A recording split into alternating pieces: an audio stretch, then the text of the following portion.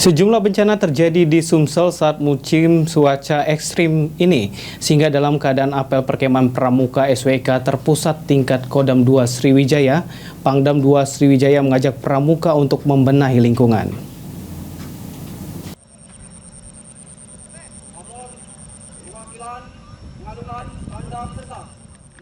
Bertema di Bumi Perkemahan Gandus, Pangdam 2 Sriwijaya, Majen TNI Yanuar Adil memimpin jalannya apel perkemahan Pramuka SWK terpusat tingkat Kodam 2 Sriwijaya. Apel ini merupakan instruksi langsung dari Kepala Staf Angkatan Darat Jenderal TNI Maruli Simanjuntak bertemakan menyatu dengan alam, sehingga dapat menanamkan kedisiplinan dan kecintaan pada alam di kalangan generasi muda khususnya Pramuka. Ditemui usai apel, Pangdam 2 Sriwijaya Majen TNI Yanuar Adil mengajak kepada seluruh Pramuka untuk membenahi lingkungan karena saat ini sejumlah bencana alam seperti banjir dan longsor terjadi di Sumsel karena akibat cuaca yang ekstrim. Wilayah Sumatera Selatan ini banyak wilayah yang terjadi bencana banjir dan longsor.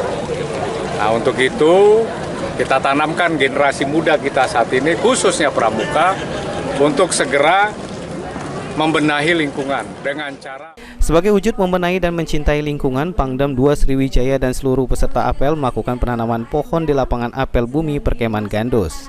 Firman Hidayat, PAL TV.